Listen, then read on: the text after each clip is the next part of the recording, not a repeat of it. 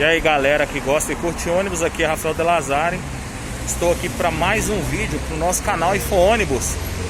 Dessa vez fazendo a visita para conhecer os trólebus. Aqueles trólebus que eu já fiz o vídeo, aqueles trólebus que nunca rodaram em Belo Horizonte.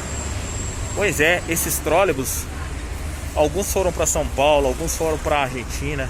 A gente fez um vídeo aí que vocês, vou colocar o card para vocês verem, na qual a gente fez o histórico desses carros, né? Inclusive contando onde que eles foram parar. E aí a gente descobriu que existiam dois desses carros ainda estavam em Belo Horizonte abandonados. E nesse mês de julho, esses veículos foram a leilão. Irão a leilão, né? Na verdade, ainda não foram a leilão, irão a leilão. E a gente foi conhecer esses carros e também, de uma certa forma, tentar sensibilizar pessoas do hobby que tenham condições de restaurar veículos, ou até o próprio museu do ônibus, né, que tem em São Paulo, ou até as autoridades, né, municipais, de pegar esse veículo e restaurar.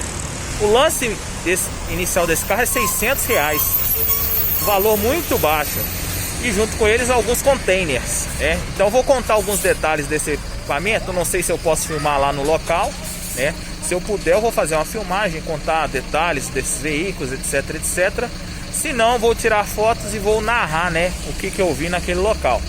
Mas antes disso, vamos deixar o like, curtir, né, compartilhar e principalmente se inscrever no nosso canal para a gente gerar outros conteúdos bacanas como esse, resgatando a história do nosso transporte, seja de Belo Horizonte, de Minas Gerais ou do Brasil. Então é isso.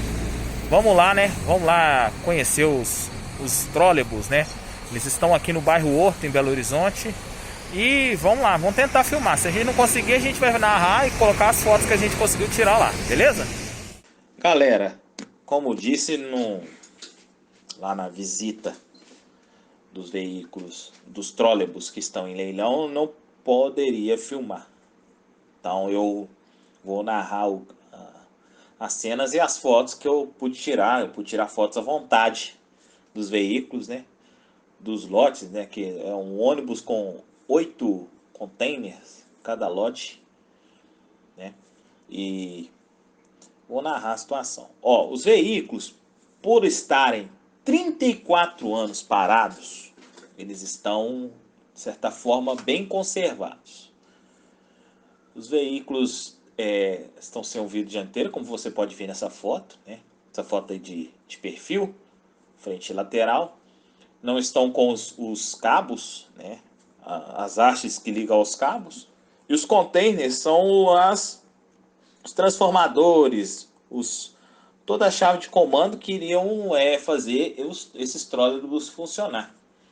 Então, são equipamentos datados de 34 anos atrás. A dianteira dos veículos, você vê que um deles está com uma telha, né, tampando, e o outro está sem o vidro dianteiro. Essa parte de borracha, de vidro, tá bem complicado mesmo. Parece que o pessoal já até fez um vale aí desse vidro, de borracha e tal. Mas pelo estado do veículo tá 34 anos parado, tá numa situação muito boa. Vou mostrar o interior para vocês, os pequenos detalhes do interior, cabine de motorista, e tentar explicar como que esse veículo ia rodar, como seriam as condições da época, né? E como ele está hoje, que vocês vão observar na foto. Olha, a cabine do motorista, né? Eu não consegui tirar foto, porque uma da cabine já estava sem a fiação. E o outro veículo, que é o que está no canto, né, próximo ao container, ele tá com com volante, tá toda a fiação, ele tá mais inteiro do que o outro. Só que como ele tá numa área muito apertada, eu não consegui fotografar. Mas enfim, deu para ver que é um B58, né? O painel naquele segundo carro com velocímetro, com as informações estão completas, né? Não consegui tirar foto dessa informação, mas tem essas informações, então seria um carro bastante confortável. Dá para ver aí nessa foto que existe uma divisória, né, do motorista com o passageiro de uma forma até mais isolada do que nos outros veículos na época, que era só um painelzinho de vidro. Ali já tem um painel inteiriço que é ligado as luminárias, né? As luminárias em cima lá no salão seriam fluorescentes, né? Que já era um padrão que foi implantado nesse mesmo ano que o veículo chegou, em 87. E agora nós vamos ver outra foto com os bancos, né? Os bancos, para você ver. Ambos estão com os estofados daquele jeito, né? Que a gente pode falar que estão péssimos. Vocês podem ver aí que o banco seria estofado, né? Em 85, os ônibus deixaram de ter a obrigatoriedade de ter o banco estofado. Porém, os trólebus têm o banco estofado e tem aquele encosto, né, de cabeça, né, aquele caninho ali em cima onde que as pessoas seguram. Ele é um encosto de cabeça, né? Como o veículo ficou muito tempo parado, sabe? O estofado se deteriorou, a madeira se deteriorou, mas dá para ver, dá para observar a modernidade, né? Em relação aos outros veículos da época do estofamento. E também o piso, pode ver, o piso ele é emborrachado. Ele não seria um piso de alumínio, seria um piso emborrachado, né? O piso de alumínio já estava em voga nesse período de 87, né? E o piso está bem conservado, eu pude observar, né? Eu dei uma apertadinha lá, apertar eu pude apertar, eu não podia entrar nos veículos, né? No edital era previsto não poder entrar nos veículos. Aí eu consegui observar que o piso está, de certa forma, bem conservado pelo apertar. Mais uma vez, para você sentir lá o espaço, né, a parte de trás, onde que fica o motor elétrico, né, é um degrau mais alto, coisa que na época só tinha nos O364, né, que eram os únicos carros que na época ainda estavam com motor traseiro, e o Veneza Expresso da Viação Real também, o 2537 ainda rodava, ele era motor traseiro, mas naquele ano ele já saiu de linha, saiu do sistema. Eram os únicos veículos com motor traseiro em Belo Horizonte naquele ano. Pode observar que também bem espaçoso, né? Tinha um espaço bom na parte de trás, não era bem apertado. Uma coisa interessante que eu vi também é a questão do trocador. Veja bem que o trocador ele teria um espaço, né, isolado também, né? Seria a mesa e tipo um painel abaixo, né, para fechar, né, o espaço do trocador.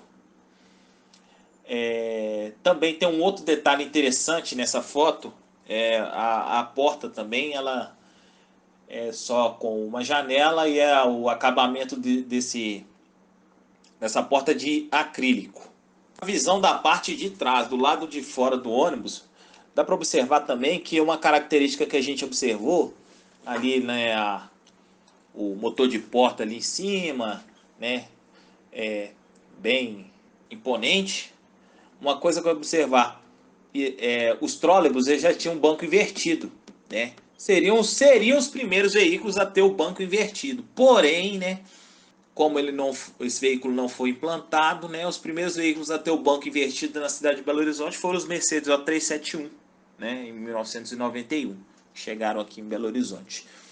Eles tinham escotilhas lá, uma escotilha central, né, ou seja, os veículos da época não tinham isso, né? Eles eram teto liso e esses já tinham escotilhas para sair o ar, né? Para troca de ar. E uma outra observação que você tem que fazer: esse carro não tinha o chiqueirinho, né? Então,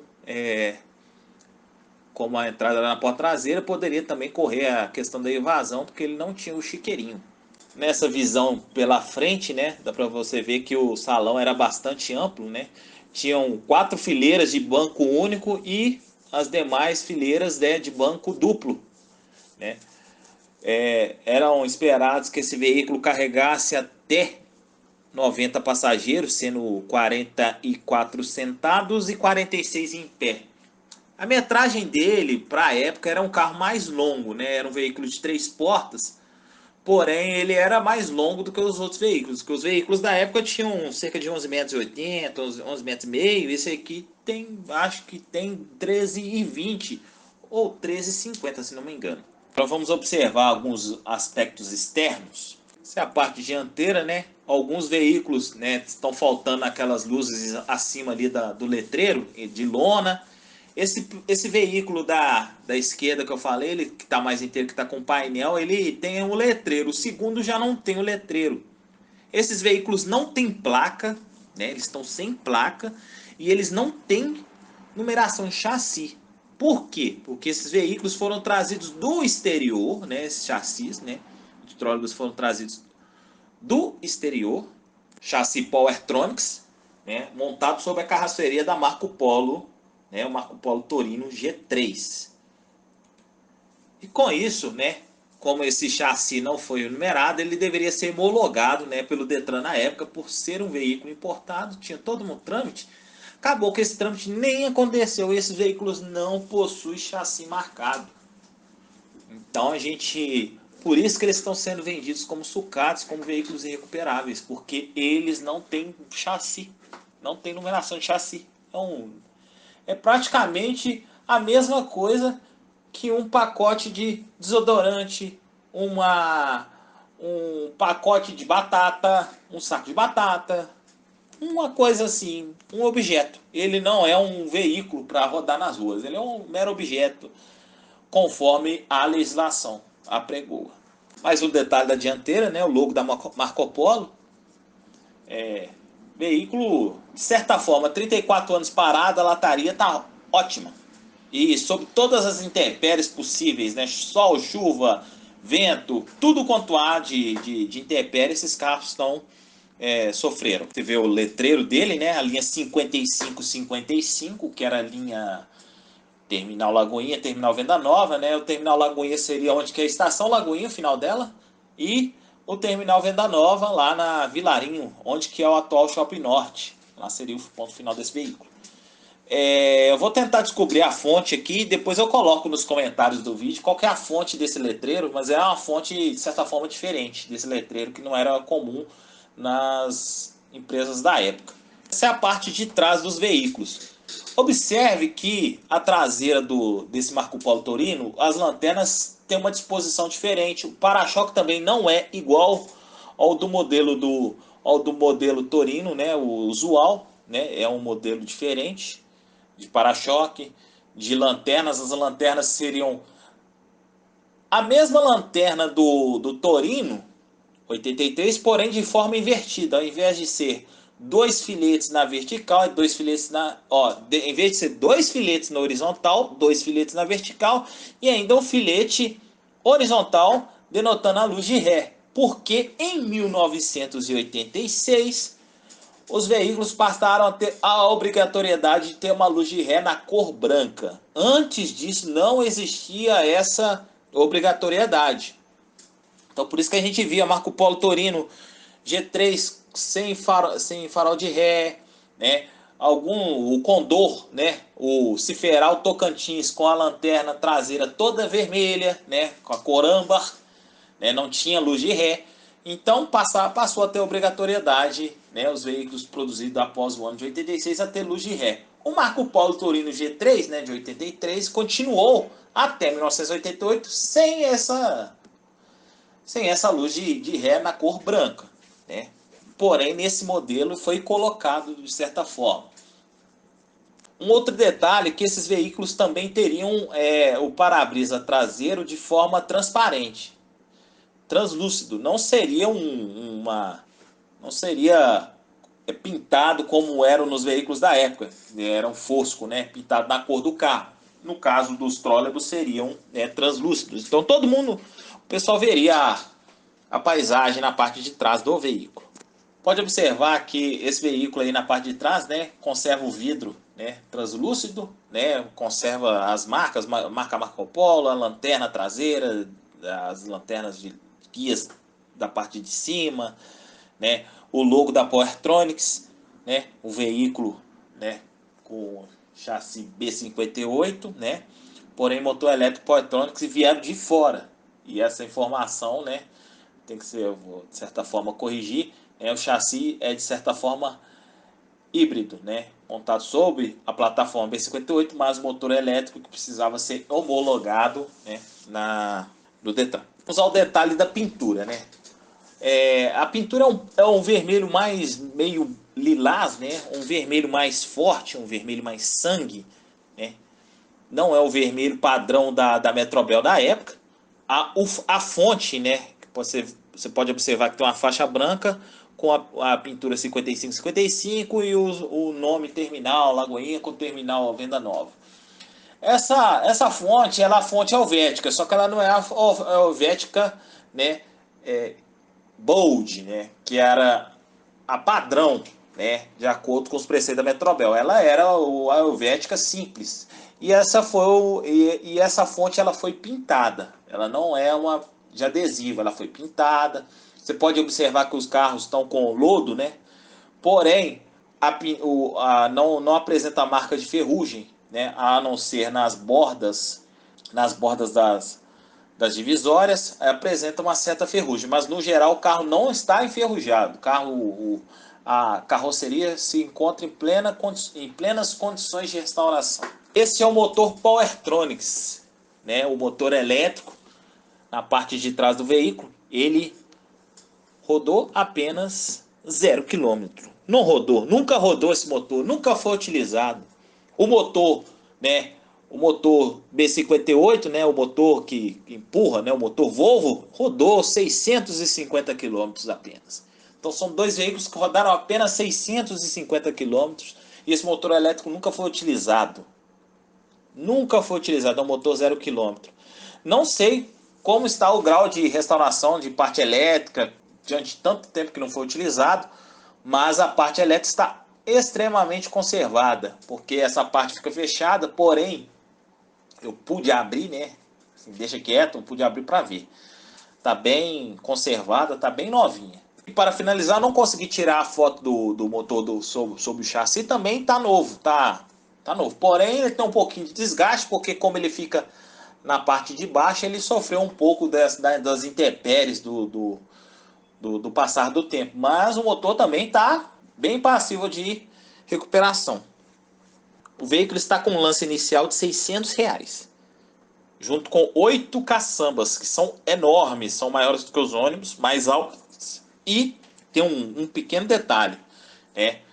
Ao arrematar o lote, que é um ônibus com 8 containers, né, que são 2 lotes, cada ônibus está em um lote, você vai ter que fazer a retirada. E a retirada ela é meio complicada, porque onde que os trólebus estão e onde que estão os containers é um local que passa em cima de uma linha viva, que é uma torre de transmissão de energia com linha viva, que é altamente elétrico, né, como se diz, né? Alta voltagem. Se encostar, morre, vira churrasco.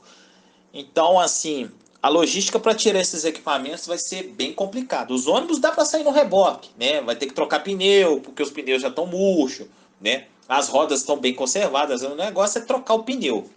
Os ônibus são bem mais tranquilos, mas os containers são complicados. Pois é, pessoal. Chegando lá, a gente não pôde filmar, porque